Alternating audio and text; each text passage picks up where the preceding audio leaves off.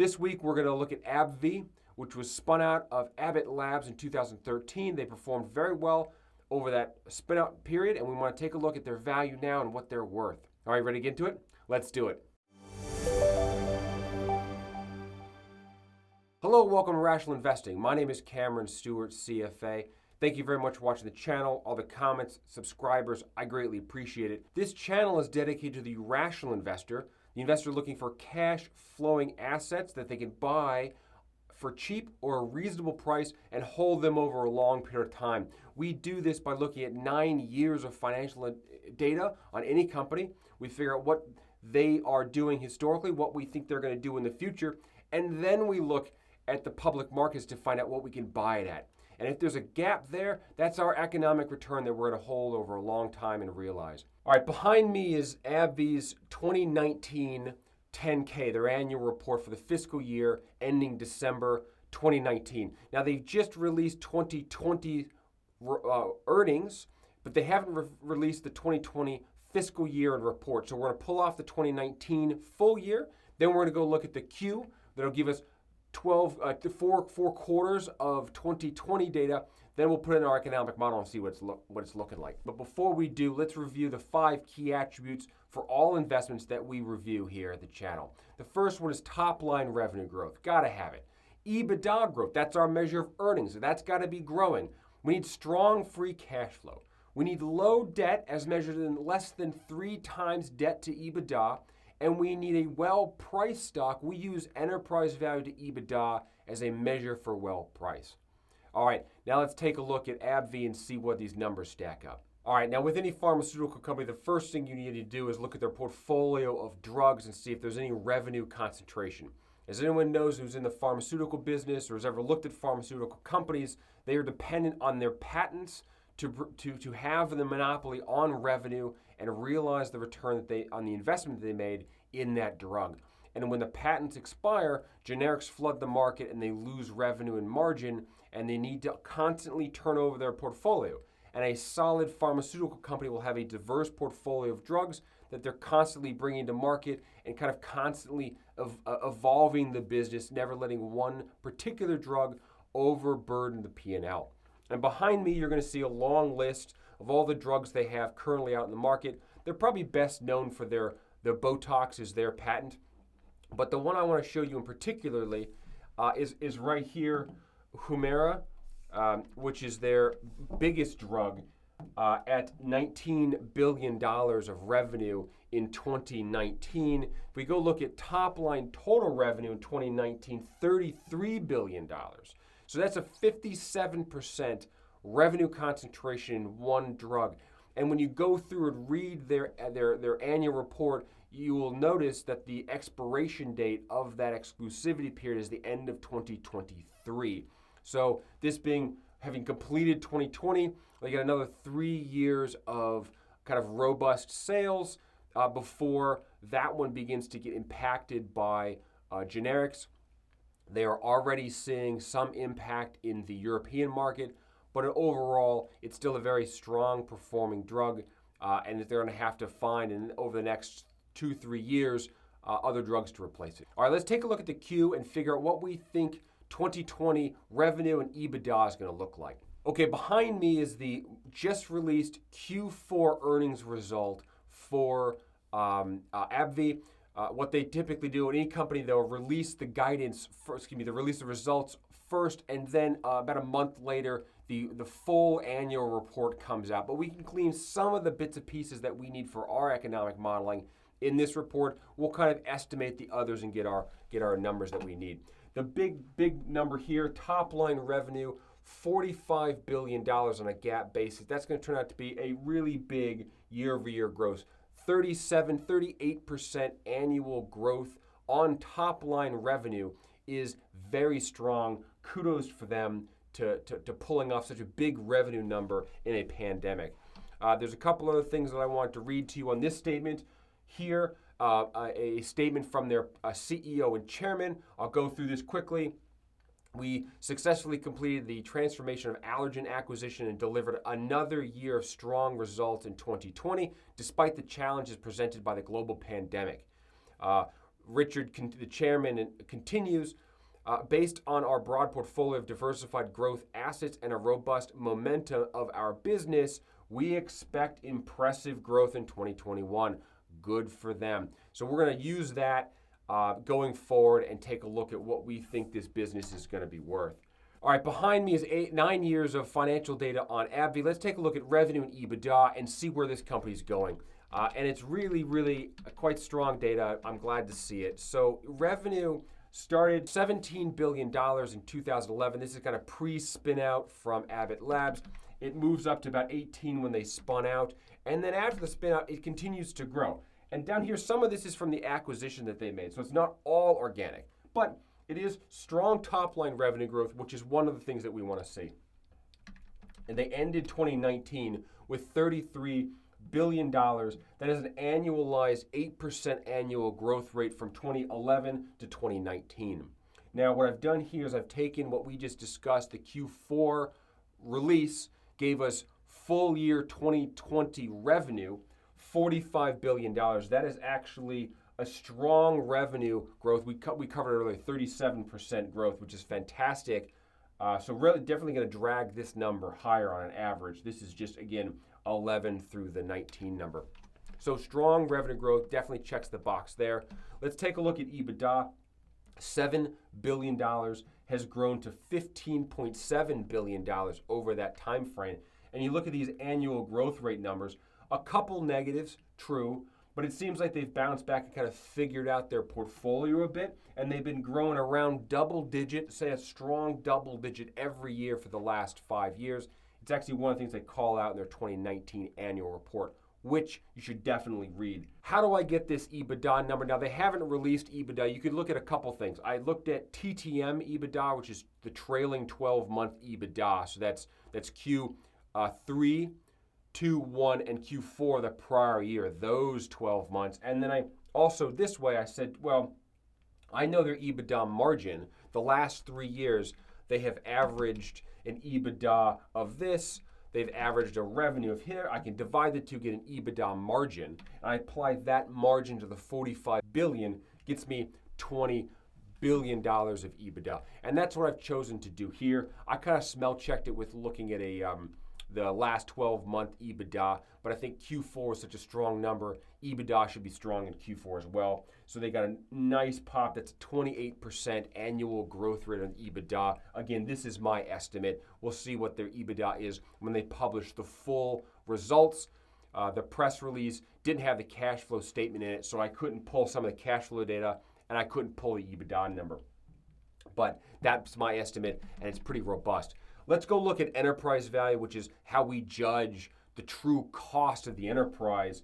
We're going to start with debt, as we always do, short and long-term debt. This is essentially zero because it was buried inside Abbott Labs. But when it was spun out, you can see it's grown as they've fueled their own growth, buying other assets. They have used debt.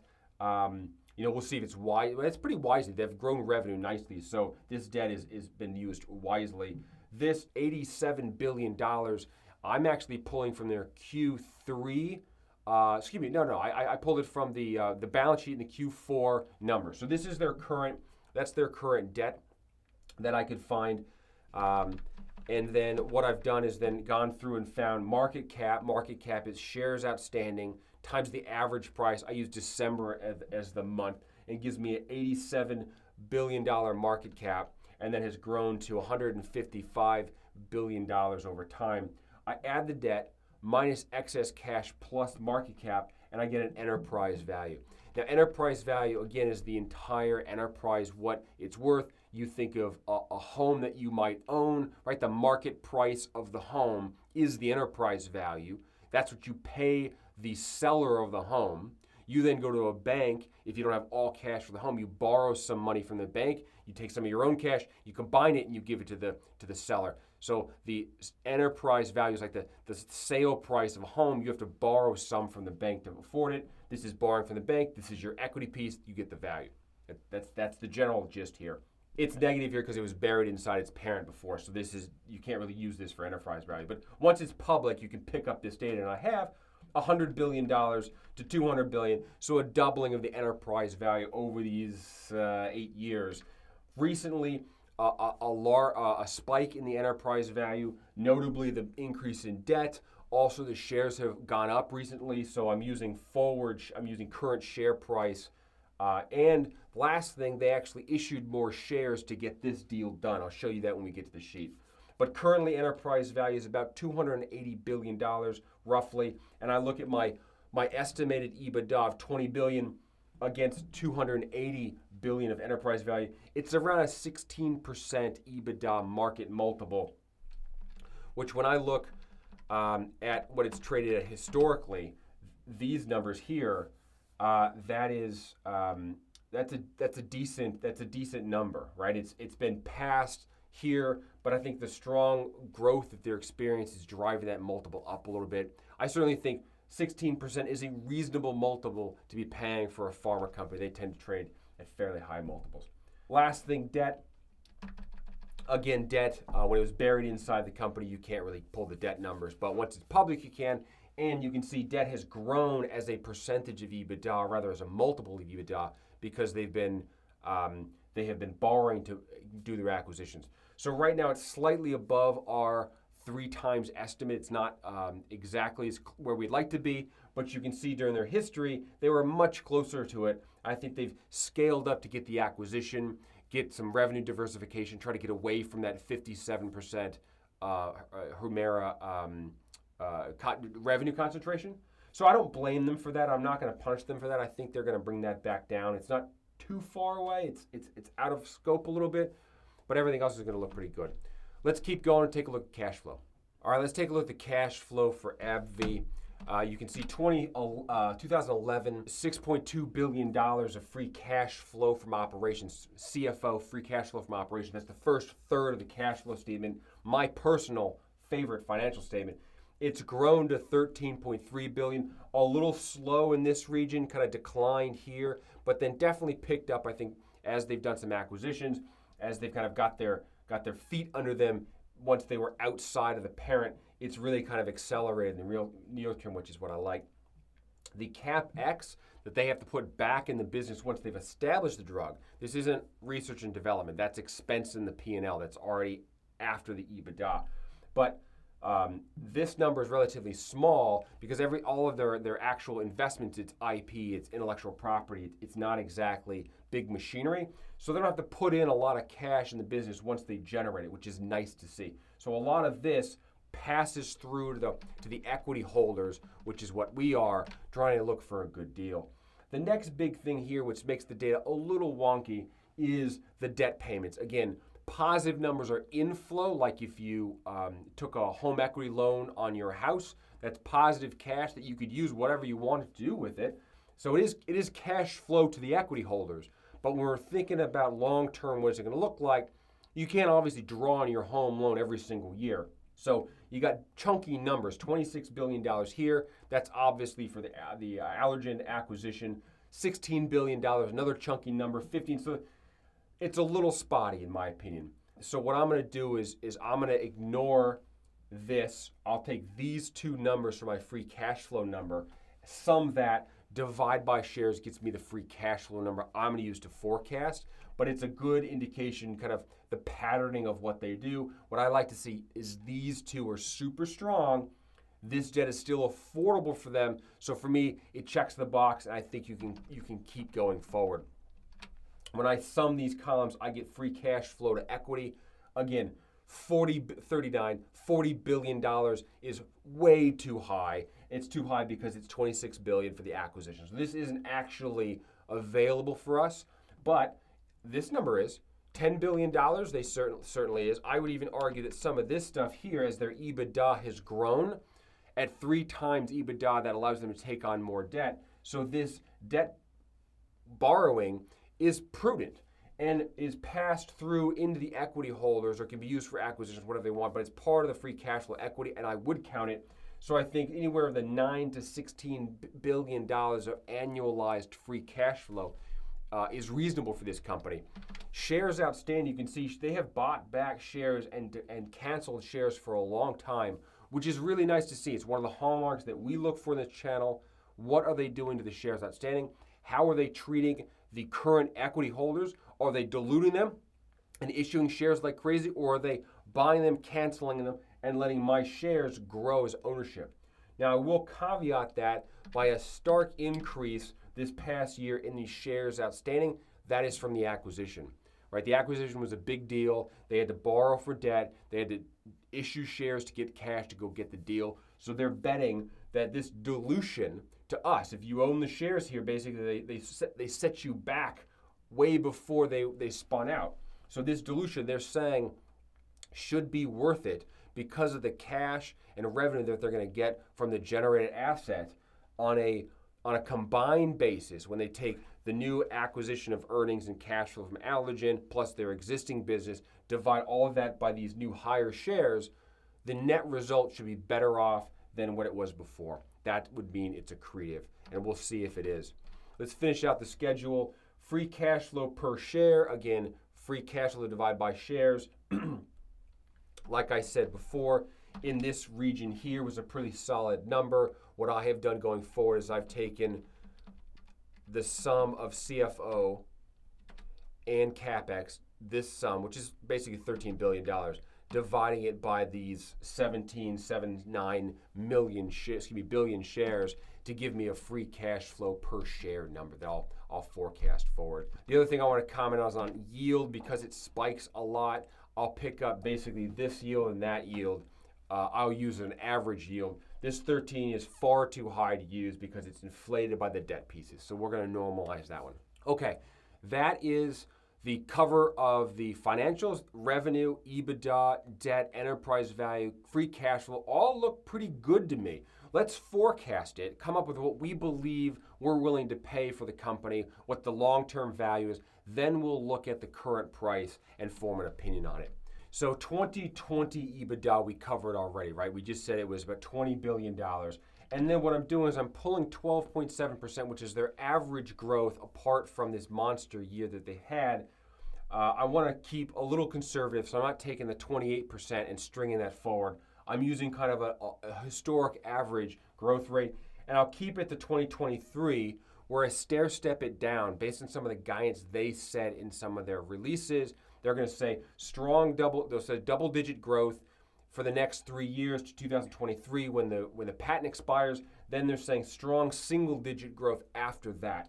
So I've essentially reflected that and given them credit for what they have been able to accomplish, leaving the number kind of high on the single-digit range for long-term EBITDA growth. What this stacks up to is a very strong EBITDA number. It goes from $20 billion to $46 billion over the next decade, which is super strong growth, continuing what they have been doing, but at a slightly lower rate, which I like. This feels comfortable to me. When I look at an EBITDA multiple, right, they're trading now at about 16 times. I held that roughly constant, slightly lower than what you're buying at right now, but the pharma area gets a multiple around that. Certainly with this kind of double-digit growth, you would expect to be able to maintain that kind of premium. Enterprise value is $46 billion times 15 gives me enterprise value, less debt. I kept the 4x debt. That's going to, when I subtract that, that's going to lower the market cap even more. If I made 3x debt, the market cap would go up. But I'm keeping the 4 to be conservative. That reduces my market cap, which is $500 billion, less the shares. Now, this is the higher, more diluted shares that they've already said they've issued, 1,779,000. Gives me a long-term price forecast, 2029, as $287 long-term guess estimate for the price. Now, let's go look at cash flow. Same thing here. What I've done is I've taken our estimate or rather 19's number. Remember, we took 19 cash flow from operations less the CapEx. That divided by the higher share count gives me, and I grew it by 12.7%, gives me $8.09 of free cash flow to the equity holders. I grow that the same rate because CapEx isn't really big. I'm not changing the borrowing too much in the cap structure, so I'm saying that it's going to just continue to grow in line with EBITDA. Gives me $18.53 long term. I apply a 5.6% free cash flow yield to this. Again, that yield I highlighted earlier, I pulled the average of those 4 single-digit yields that I thought were more representative of a normalized business for these guys, and I get $329 as a long-term share price. All right, let's go see what it's trading at and figure out what we're gonna make. So this is the current stock price, $108, and I'll move this over so you can see the whole thing. $108 is the current stock price. What I've done here is I've got my free cash flow price, I've got my EBITDA market multiple price, and I've changed my split a little bit. I'm relying on the EBITDA split on a 75-25 weighting because the cash flow is a little spotty with the debt being up and down, so I said I'll give EBITDA a little bit more weighting. That changes the split, but the average is just shy of $300, $297 per share is the long-term price. I can pick it up for $108 today. Let's put this in an IRR calculation and see what it yields for us from an investment perspective. Again, holding it long-term, which is our core tenet of letting earnings compound over time. So I get a stream of cash flow. I made $108. I get this final cash flow stream. What I get is an IRR of 21% annualized, which is a very, very strong number and a very interesting opportunity for us. A cash-on-cash return, 4 times your money over that 10 years. Again, free cash flow here seems strong.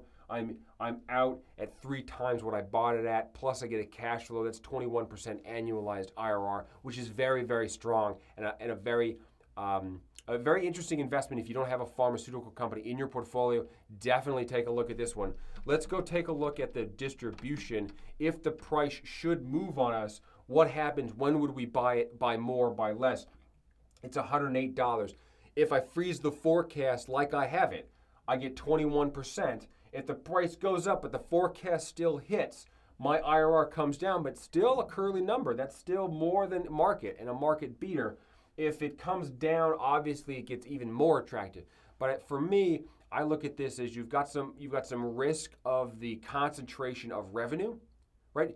57% is tied up into one patent, which is expiring in 2023. So there's definitely risk to this. But I feel like I'm being paid for that risk because the IRR is 21% if they're able to, in the next 3 years, have enough portfolio to offset the decline in revenue that's coming, or make an acquisition that's accretive. Then I think you can hit this number and you're rewarded for taking the risk by buying it today. That's the way I look at this. So let's recap what we have. Top line revenue growth. Yes, it's strong and growing. Earnings growth. EBITDA was strong and growing. Free cash flow, absolutely free cash flow is there. Low debt, I'm going to say yes. I know it's above 3, but I'm going to say yes because they made the big acquisition. I feel that they'll bring it back down. And the last one's well priced. Yeah, at 15, 16 times EBITDA. It's more expensive than I would like to play because I'm cheap, but for a pharmaceutical company and for something that has growth like this, I think it's a very fair price. And we don't want to let great get in the way of good. So we're going to give this a good rating. I think it's a strong investment. Definitely take a look through it. Let me know in the comments on what you think about it. It's been on the list to review for quite some time. I'm very happy I finally got to it, and I thoroughly enjoyed the read. Go through, read the 10K for yourself, form an opinion, do your own due diligence, but consider this as something to look forward to. All right, my name is Cameron Stewart. This is Rational Investing. Thank you very much for watching. Please hit the subscribe button. Let me know what other stocks you'd like to see. I'm happy to review them. Thank you very much for the time. See you next week. Bye-bye.